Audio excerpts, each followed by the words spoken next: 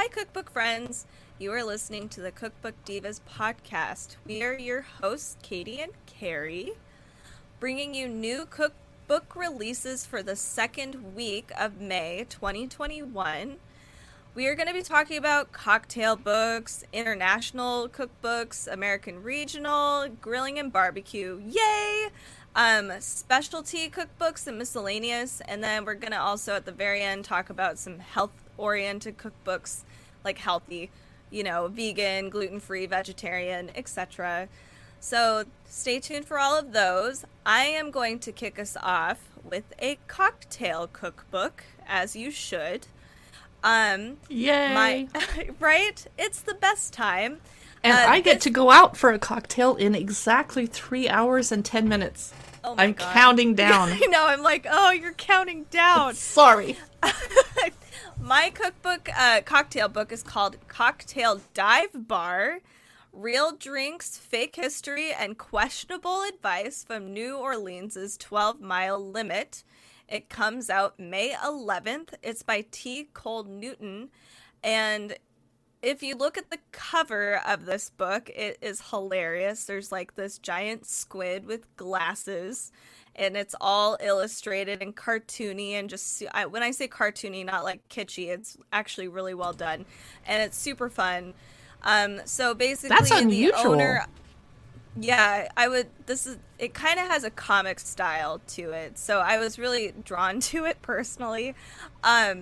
So basically, this cocktail book shows us a bit of the like New Orleans lifestyle and the bar life. So it's very contained with New Orleans. Like, you're not going to find any drinks or food that that are outside of this area, which I thought was interesting. I've never known New Orleans to be, a kind of a cocktail haven or like a drinking place that has its own stuff.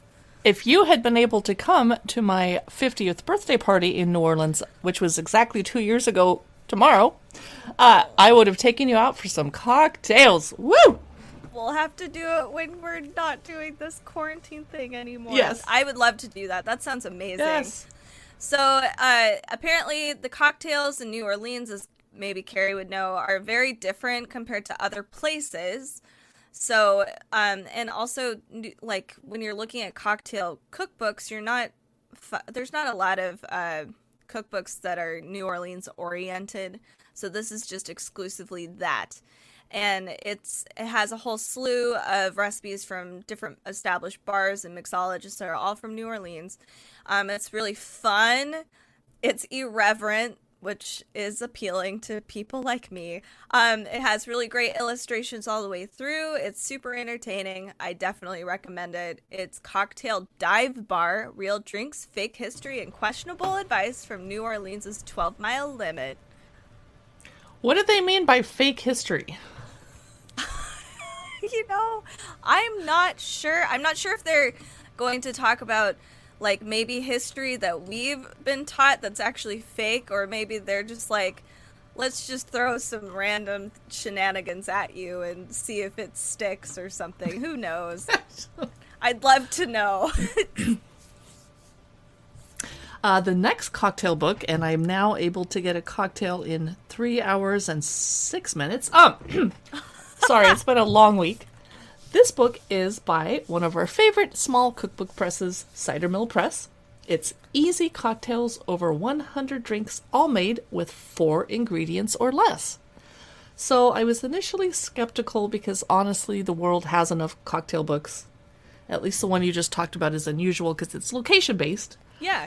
But 4 ingredients or less is super important because right now I'm really thirsty and I don't have time to make a craft. Oh, let's go infuse some elderflower into the vodka while we wait and stir in these. No, I don't have time. Oh my goodness. Yeah. So, right on the cover, you can see that you make a gimlet with lime juice and gin. Hello. We're done. I have both of those ingredients in my fridge right this moment. I'll be right back. Could do the podcast without me.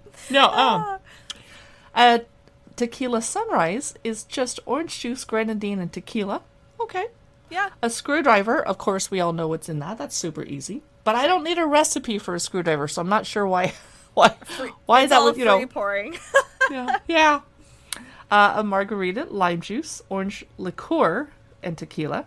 And I like to make fresh margaritas off of the miniature lime trees and lemon trees and clementines that are in my guest room right now, soaking up the sun. We're going to move them out to the porch if it ever warms up enough at night. Anyway, man. That is easy cocktails over 100 drinks, all made with 4 ingredients or less by Cider Mill Press, coming out June 22. It's been delayed a little bit. Yeah. So I'm moving on to international cookbooks. This is still drink-oriented, but it's Gazoz, the art of making magical seasonal sparkling drinks. So Gazoz is what Israelis used to call old-fashioned sodas. It was most commonly made from like simple syrup and soda water, basically fountain soda fountains here. But they look very elaborate. The cover of this is gorgeous. I'm sorry. This comes out May 11th by Benny Briga and Adina Sussman. So, if you... Okay, this is such a pretty cookbook. I don't even know how to describe it. It's like... I feel bad for people that are riding in a car right now and they can't see the cover. I know, it's just really beautiful. So, like, for instance, they have a pomegranate kombucha recipe in here, and you can see these beautiful pomegranates kind of floating at the bottom, and the liquid is pink, but then you've got all these you've got like Persian limes and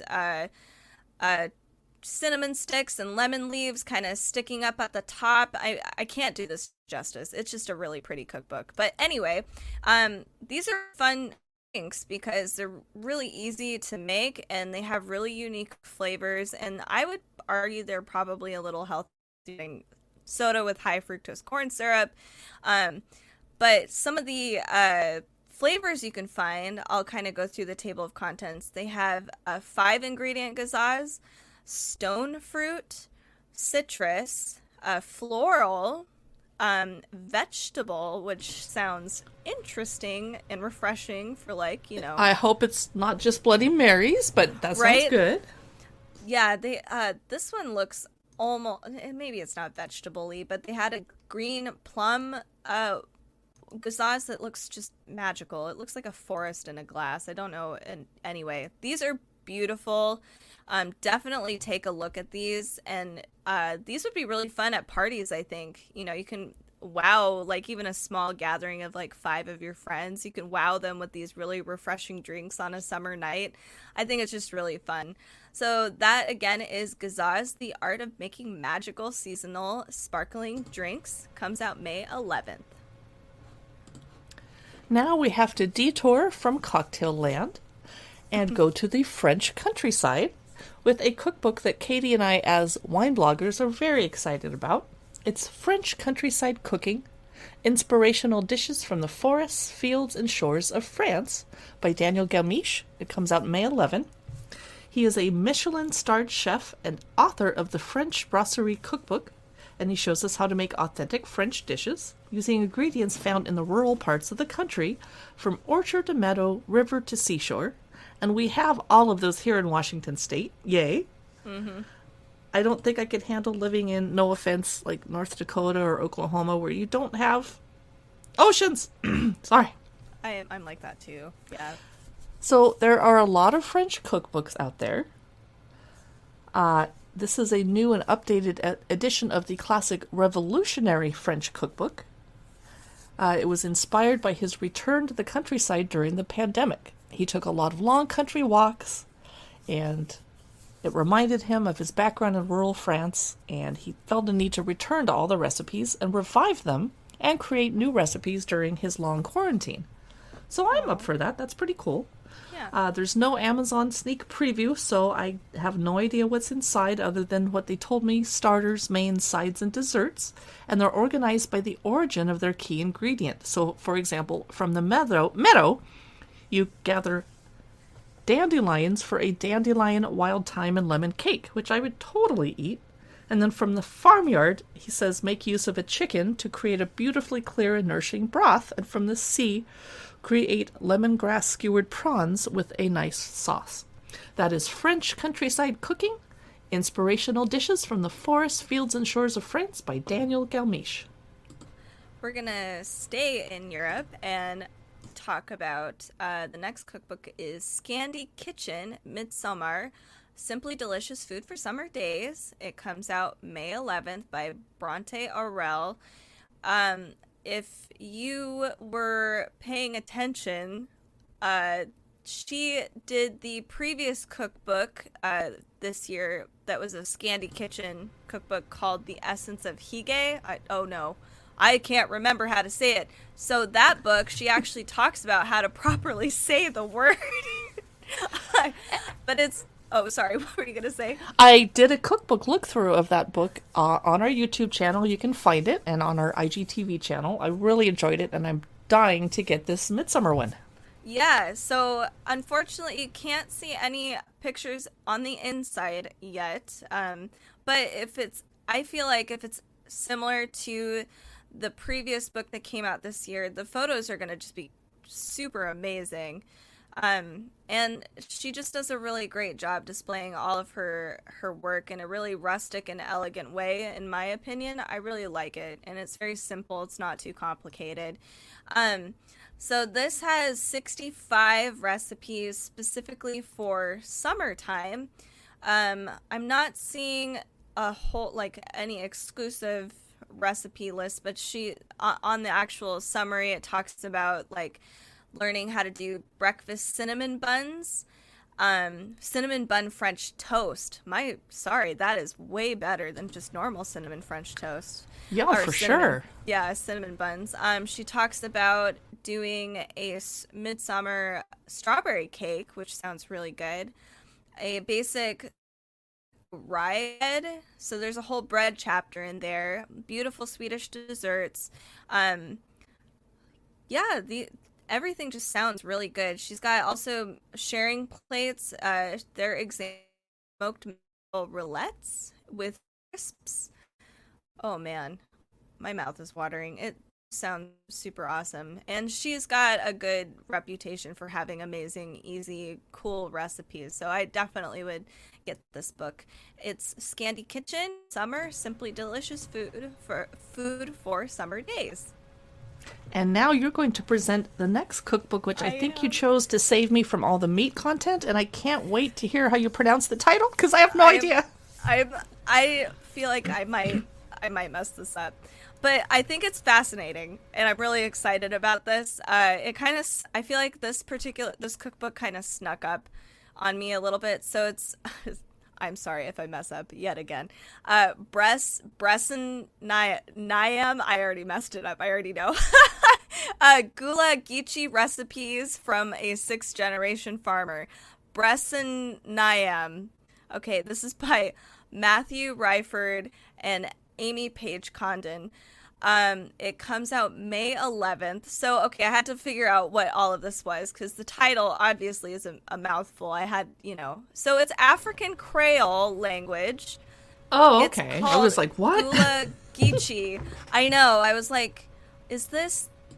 I had no idea. So this is Gullah Geechee is the African Creole language, and basically it looks like Matthew Ryford is honoring his heritage through all of these recipes and storytelling.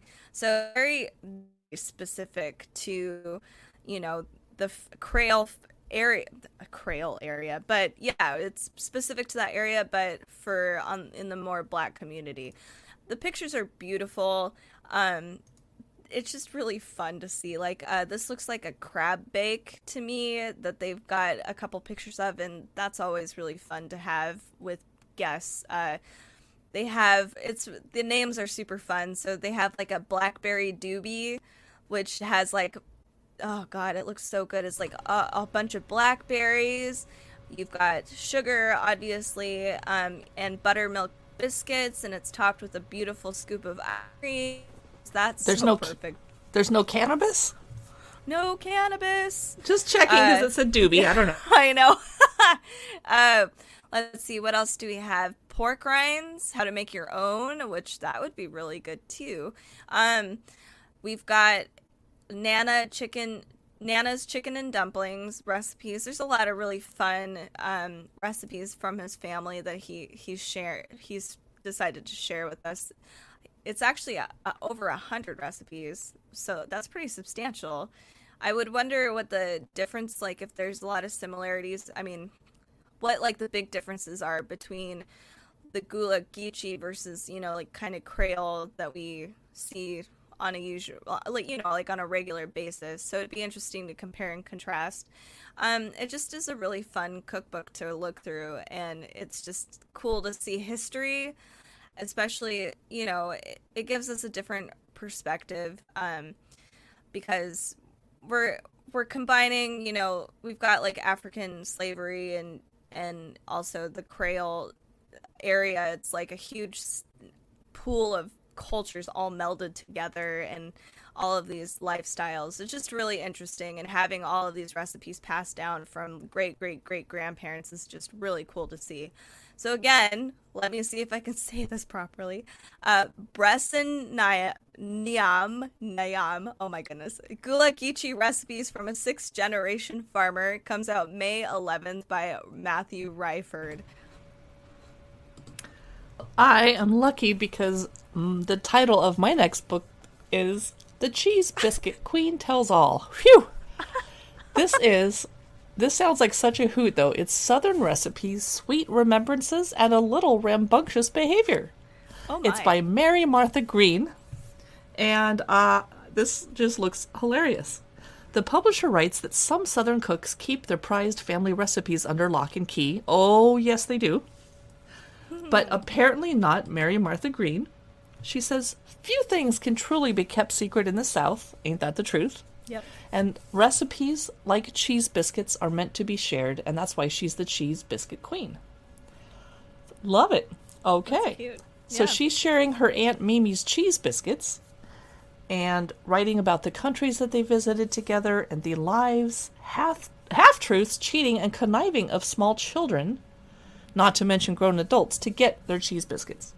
Wow. Oh my God. She inherited the recipe and the title from her aunt, and she's continuing to share Aunt Mimi's recipe to keep her love and legacy alive. So she's from South Carolina, and she's a former lobbyist, and she offers upwards of 100 tried and true recipes for dishes such as country ham scones, frogmore stew dip, what on earth? Wow. Shrimp and corn pie I've heard of, and lemon pound cake. And of course, everyone in the South has their own lemon pound cake recipe. I don't know what's so different about lemon, sugar, and flour, but they managed to do it. Yeah, they do. And now I'm hungry for it. I know. She also provides helpful tips for less experienced cooks and stories to make even the grumpiest legislator laugh. So that's The Cheese Biscuit Queen Tells All by Mary Martha Green. And now we're going to move on to the single grilling and barbecue book we have. It is One Beer Grilling, fast, easy, and fresh formulas for great grilled meals you can make before you finish your first cold one. Wow. I have to get this for my boyfriend. I know. I'm like, this is so adorable. Everybody can just imagine that whole scene. It's a scene they've just described. So this is a very meat-oriented cookbook. This is strictly grilling. And they do have, I was kind of surprised, they have a pizza section. So they talk about like all these appetizers, not a whole lot of appetizers, but a good handful of appetizers. But then you move straight on to there's a whole red meat section, a chicken section, pork, seafood, and you do have some sides, and it's usually grilled sides, so like grilled tomatoes. They even have a grilled Caesar salad, which that sounds good. But then they move to pizza, and I know you can grill pizza, but I was thinking, like an oven, like grill thing. So I was very surprised. Right now pizza ovens are sold out, and the ones that are left really? are expensive. Yeah, because everyone's, all the quarantine, everyone started hanging out in their backyard with their friends. So it's hard to even find a pizza oven. So I have been grilling it, and I think I prefer throwing it in my oven indoors and running outside with it. But that's just me. So I had no idea. So it has all these meats. It's got pizza And it has 5 dessert recipes in here, which are pretty typical, I feel like, in the whole grilling thing. That you've got like a grilled fruit cobbler, which tends to be a thing. Grilled peaches with mascarpone and syrup is another dessert option, which I've seen. Pretty, yeah, but it sounds delicious. There are 75 recipes in total for this cookbook. It's a little deceptive because the cover looks a little is it kitschy? There's just this big can of beer on the cover with like some like small pictures of meat being grilled, but but it's a really informative book.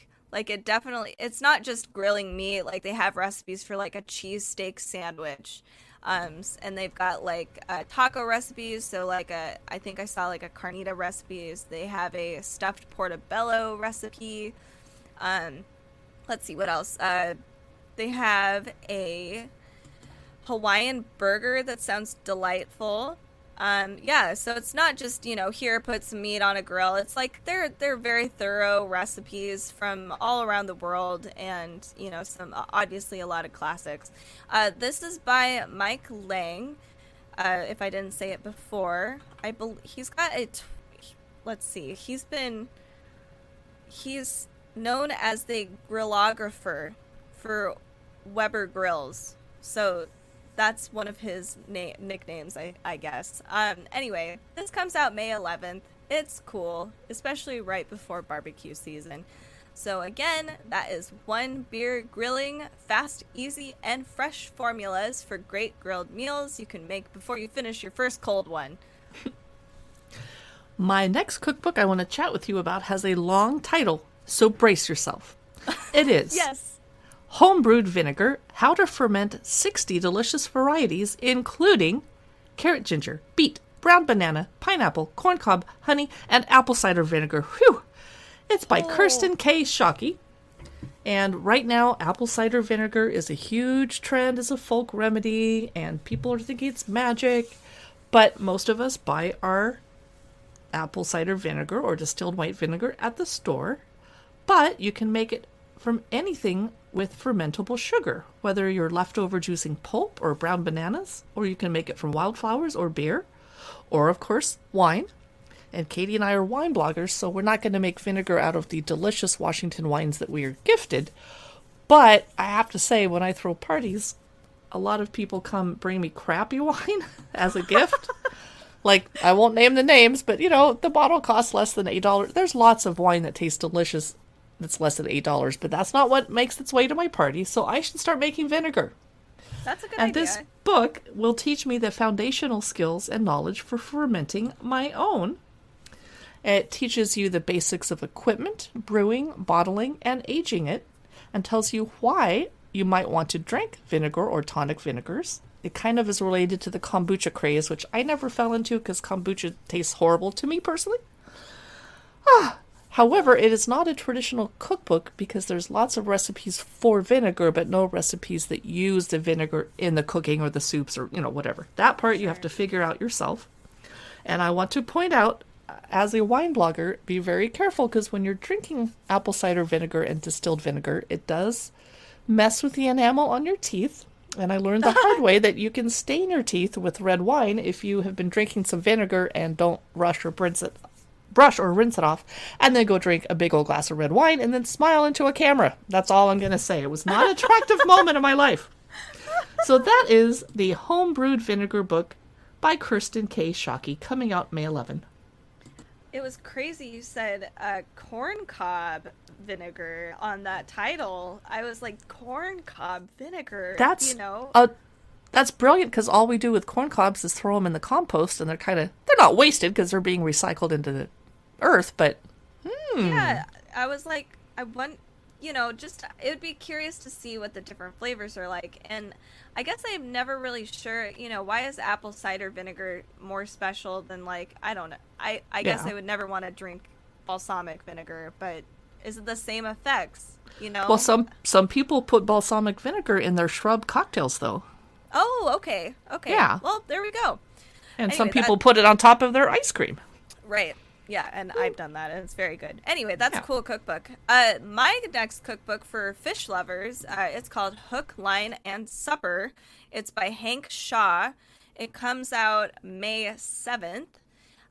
This is, I would say this is probably the only seafood cookbook you're ever going to need because it covers so many of the basics of all seafood. So from your bottom feeders to your awesome fish like your tuna and your salmon. Hank Shaw's blog, he has a blog. It's called Hunter Angler Gardener Cook. It's actually won the James Beard Award for Best Food Blog in 2013.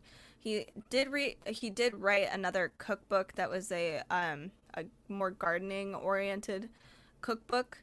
So he does have a lot of knowledge in just food in general, but I love that he fishes and he's like trying to teach us how to use the freshest ingredients, and that includes fishing. He was I guess he was also a commercial fisherman at some point too in his life.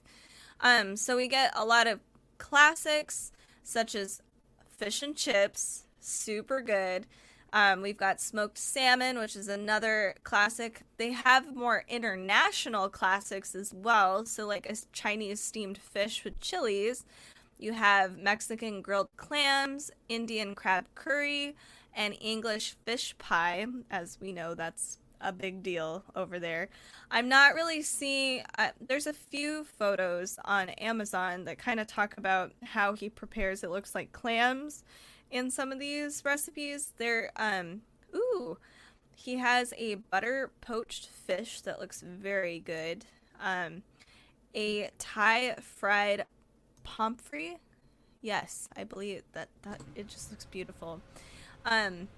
So I struggle with fish because I don't really know. It's so easy to mess up. Oh, yeah, yeah. So I just want to, I really like this because it definitely goes through all the details for each kind of fish, and even like shrimp and clams and, things like it's all of the ocean. So it's really handy to have in general if you do cook fish all the time, or if you're really apprehensive about cooking fish. And I like that he hasn't just provided Western recipes. I like that he's incorporated Eastern recipes as well. So it's overall, it talks, like fish curry is hard to make. I've tried it and I'm like, oh my goodness, what am I doing? So I like that he's brought all cultures into this one book, and it stresses like how to make fish taste really good. So that is Hook, Line, and Supper. Thank you for reading about the fish for me, so I didn't You're have to welcome. because I'm vegetarian. And now I get to present a cookbook that almost everyone is going to love, except maybe not the vegans. It is Ice Cream Party, Mix and Match to create 3,375 decadent combinations. Whoa! It's by Shika Kaiwar, and it is illustrated by Megan Roy, and it has illustrations, not photos, but there is kind of a photo. It's the cookbook in the form of one of those mix and match board books, where you can turn a grandma into a pirate and a teacher into a firefighter, etc., just by flipping the pages. So this is very inventive. This would be a great gift book for kids.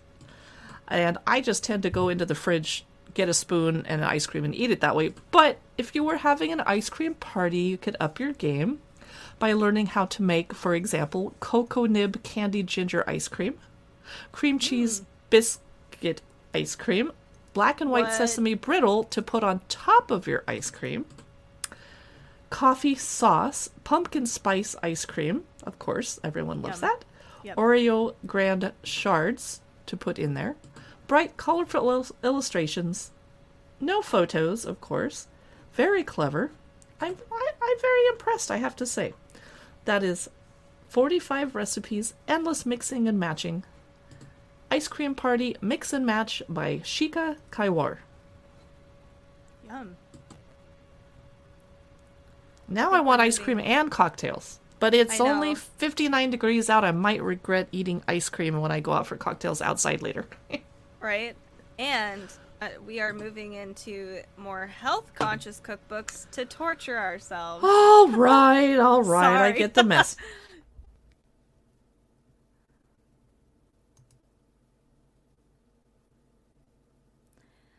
So the first cookbook that I'm going to present is Everyone's Table Global Recipes for Modern Health.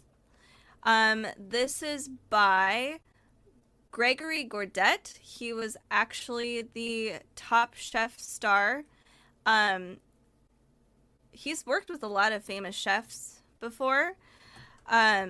So this is kind of his cookbook that it's obviously more health oriented. There are 200 mouth-watering, amazing recipes. So an example that I saw was the creamed collards. Also, there's a lot of collards in this cookbook. So, Good, I love collards. yeah, there's a collard and cabbage salad with a spicy dressing, which I am super excited about. Also, so this isn't, don't mistake this for like vegetarian or vegan. There are meat recipes in here, but a lot of these can be made gluten-free, vegan, dairy, soy-free, like all free. So one of the recipes that I would love to do this. It just sounds so elegant and delicious, and it's healthy too. It's spice-crusted pork with cherries and oregano. I love like pork and cherries. I love cherries to get. Oh, me too. Oh yeah. So yeah. Yeah. Like I said, he's a Top Chef star. He's created this really healthy eating cookbook. He's looks like he's coupled with JJ Goad. Yeah. So that they've both created. Or at least, they're creating these really health-oriented but it's not super preachy. I guess I don't want to keep saying it's super healthy. It's not preachy. Good, but yeah. So that's they no are fun. they're emphasizing health, but they like to incorporate like Haitian culinary skills and French too, and he's been like incorporating even like North and West African flavors with Asian. It's a really cool cookbook overall, even if it's health, like they're stressing health, but it's just really flavorful. It's just a cool cookbook. I highly recommend this. I feel I'm probably going to get this one as soon as it comes out. So again, that's Everyone's Table, Global Recipes for Modern Health. It comes out May 11th. It's by Gregory Gourdet. And next up, I'm going to talk about 2 cookbooks for vegetarians and vegans, because we have to eat a lot of beans and proteins. The first book is a vegan meat cookbook, Meatless Favorites Made with Plants, a plant-based cookbook by Miyoko Skinner.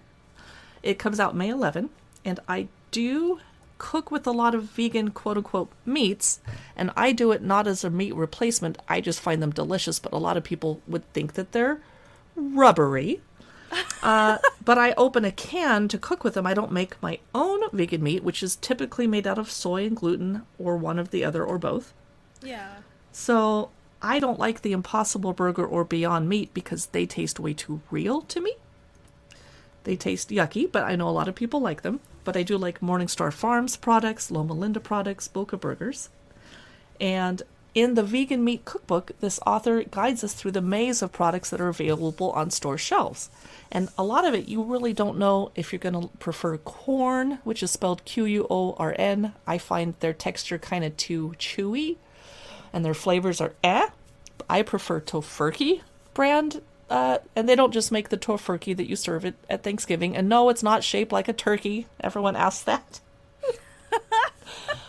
Anyway, some of her recipes are coq au vin, but made with fake chicken, linguine with lemon garlic quote-unquote scallops and herbs, or lettuce wraps with spicy garlic quote-unquote prawns. And I don't know how she makes prawns out of vegan meat. I love that. Yeah. There's recipes for king trumpet mushroom bacon, Easy buffalo mozzarella, which I'm assuming is made out of almond cheese or something. Who knows? Oh, wow. She makes an unturkey and things that you'll never find in stores. So it's a cookbook aimed at not just vegans, but vegetarians, flexitarians, and even carnivores. It's the Vegan Meat Cookbook by Miyoko Skinner. And the next cookbook, which is very important to vegetarians and vegans, the Bean Cookbook. Creative recipes for every meal of the day. In fact, I just had beans for breakfast and lunch, so I will probably not have them for dinner as a service to humanity and my neighbors and my boyfriend. The author is Tammy Hardiman. The book comes out May 11, and it teaches you how to use beans, chickpeas, dried peas, and lentils, otherwise known as pulses, which I think is a weird term. I don't use the word weird. Pulse. And it's a canvas for bold flavors and the foundation of an inventive menu. And I admit, if I could get my boyfriend to enjoy lentils, or if I could sneak lentils into more foods, he'll eat lentil soup, but it's not his favorite. But they're so good for you. Yeah. So I'm peeking into the generous amount of images that Amazon gave us a preview of, which is 17 of them, because it's DK Books. There's asparagus with green lentils with a poached egg. That sounds so good. Spiralized beet and onion bhajis with cucumber sauce. They're Indian fritters. Who doesn't love fried food? I mean, honestly. Right, yeah. There's something called masala chickpea nachos, which when I look at the beautiful photograph of the sheet pan nachos, it looks sad because I don't see any cheese. I'm sorry. I would add some. There's a Hoppin' John soup, which uses black-eyed peas, which is weird because I'm a Pacific Northwesterner my entire life, but I love black-eyed peas, and that's such a southern food. I don't know. Yeah. Don't know how that happened. What else is in here? Mung bean burgers with red curry sauce. 3-bean paella, love it. Lentil and quinoa stuffed poblanos, that sounds healthy. Chickpea flour socca, S-O-C-C-A, I've never heard of that term. It's a chickpea flour pancake. Oh, okay. And lentil baklava, that sounds like a healthy dessert that I will probably never choose to eat. But that is the Bean Cookbook, Creative Recipes for Every Meal of the Day by Tammy Hardiman. And that is our presentation of all the interesting cookbooks that we found fascinating that are coming out the second week of May 2021. Don't forget to subscribe to us on YouTube if you would like to see my cookbook look-through videos. We're also on Instagram, Facebook, and Pinterest. And thanks so much for listening. You can find more of our podcasts on, Katie, when do we publish? We publish on Tuesdays and Fridays. Yay! Yay!